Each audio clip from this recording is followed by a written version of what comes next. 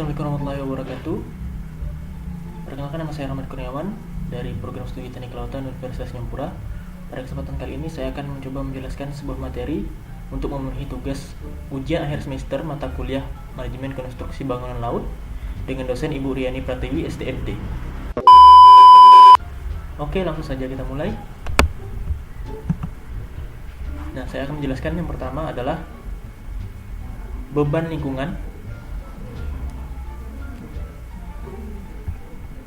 Kita lanjut. Yang pertama, perhitungan beban lingkungan. Nah, di sini untuk perhitungan beban lingkungan, yang pertama kita harus menentukan parameter-parameter beban lingkungan yang pada umumnya dilakukan saat tahapan FEED atau front end engineering atau sebelum FEED. Kemudian yang kedua, melalui metode meteorologi dan oceanografi atau biasa kita sebut metode MetOcean, yaitu studi yang membahas perilaku lingkungan yang ada pada lingkungan tempat struktur dibangun. Kemudian yang ketiga, MetOcean dapat berupa data primer seperti data survei langsung, yaitu data gelombang, kemudian data arus, data angin dan sebagainya, maupun data sekunder yaitu data yang disediakan oleh lembaga tertentu seperti BMKG dan NOAA. Kemudian berikut ini adalah parameter beban lingkungan. Yang pertama, analisa beban lingkungan pada kondisi laut normal untuk analisa SLS atau Serviceability Limit Stage, atau untuk menentukan tingkat keamanan suatu operasi platform seperti pengoboran dan instalasi lainnya. Kemudian yang kedua, analisa beban lingkungan pada kondisi laut ekstrim atau pada keadaan badai untuk analisa ALS atau Accidental Limit State dan ULS atau Ultimate Limit State. Kemudian yang ketiga, yaitu distribusi jangka panjang untuk kriteria FLS atau Fatigue Limit State dan prediksi operasibilitas platform. Nah, yang ketiga ini adalah untuk memperkirakan prediksi berapa lama kita mendesain operasibilitas platform seperti itu.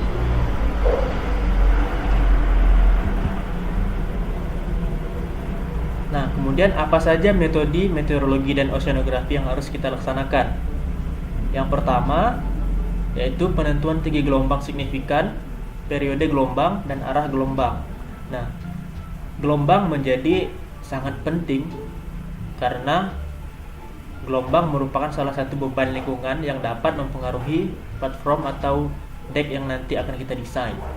Kemudian yang kedua, kecepatan arus dan arah arus pada beberapa kedalaman. Nah, arus juga berperan penting di lautan karena arus dapat menyebabkan beban pada bangunan yang akan kita desain nanti. Kemudian yang ketiga juga kecepatan angin dan arahnya, serta ketinggian muka air.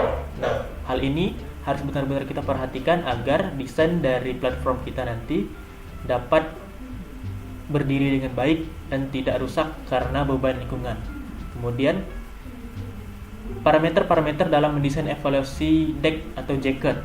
Nah, di sini saya gambarkan ada sebuah platform offshore dengan memperkirakan pasang surut di mana ada MSL atau mean sea level, yaitu muka air rata-rata. Kemudian ada juga HWL atau pasang tertinggi. Kemudian HHWL atau pasang tertinggi yang paling tinggi. Kemudian ada LWL, surut terendah, dan LLWL atau surut terendah yang paling rendah. Nah, hal-hal ini, parameter-parameter pasang surut ini perlu kita perhatikan untuk mendesain seberapa tinggi deck yang nanti akan kita desain pada platform. Kemudian juga ada gelombang. Nah, gelombang di mana puncak gelombang. Di sini ada puncak gelombang, kemudian yang di bawah sekali itu ada lembah gelombang terendah. Ini puncak gelombang terendah, maka deck atau jacket yang kita desain nanti minimal tingginya adalah 1,5 meter dari puncak gelombang tertinggi, seperti itu. Kemudian berikutnya, perhitungan beban lingkungan. Yang pertama adalah beban arus yang sebelumnya sudah kita bahas. Terdapat dua model dalam penentuan profil arus. Yang pertama berbentuk grafik atau berbentuk bagan shear, berbentuk shear. Kemudian yang kedua berbentuk slab.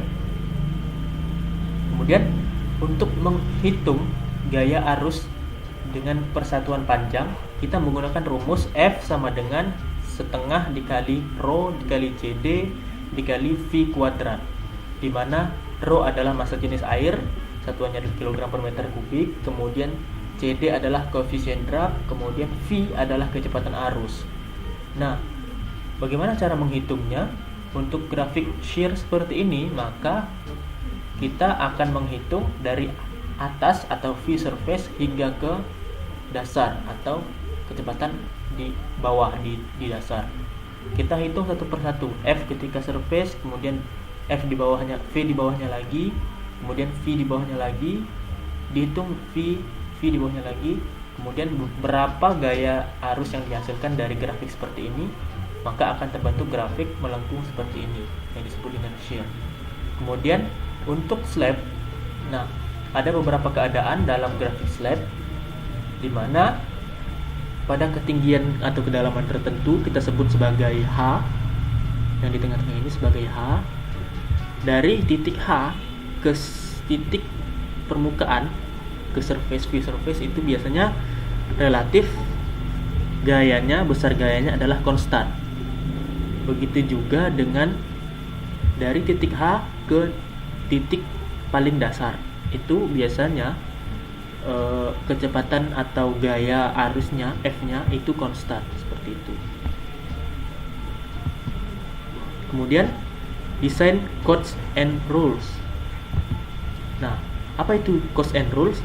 Code and rule adalah dokumen atau kumpulan-kumpulan peraturan yang memberikan gambaran, petunjuk, dan peraturan dalam merancang produk teknik. Bisa dikatakan code and rules ini adalah template seperti itu, atau bisa dikatakan acuan, pedoman untuk kita mendesain suatu bangunan atau produk-produk teknik. Kemudian tujuan codes and rules yang pertama, menetapkan level keamanan struktur bangunan sesuai dengan peruntukannya. Nah, yang kedua, membuat standarisasi di semua fasilitas. Yang ketiga, membuat proses engineering menjadi lebih efisien. Nah, kemudian jacket, topside, dan struktural. Nah, sebelumnya untuk codes and rules ini biasanya yang paling sering digunakan itu adalah bagian yang ini. Nah, AISC 335 tahun 89 itu codes and rules yang biasanya digunakan. Kemudian kita beralih ke jacket, topside, dan structural design. Nah, berdasarkan API WSD, topside dibagi menjadi yang pertama itu drilling atau bagian pengeboran, kemudian yang kedua producing, bagian proses, yang ketiga storage atau penyimpanan, kemudian yang keempat material handling, dan yang kelima living quarter. Nah, berikut ini akan saya tunjukkan beberapa bagian-bagian di dalam platform atau offshore. Yang pertama itu ada bagian wellhead platform. Nah, biasanya terdiri dari 3 sampai 4 kaki better atau non better. Level decknya 1 sampai 2. Nah, contoh gambarnya seperti ini.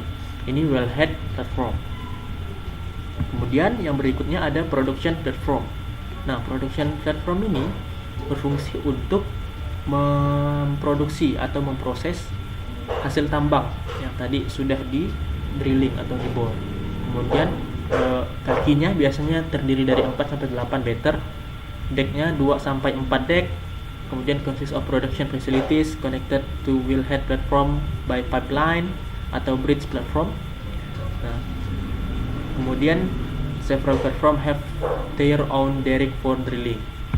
Kemudian accommodation atau living quarter atau hotel. Nah, di tempat seperti ini untuk platform yang sangat besar biasanya terdapat tempat untuk para kru atau para pekerja menginap. Di sana juga biasanya ada tempat seperti tempat untuk menyuci, dapur, kemudian ada area musik, area bermain. Kemudian di sana lengkap lah untuk kehidupan seperti di rumah seperti itu atau seperti di hotel.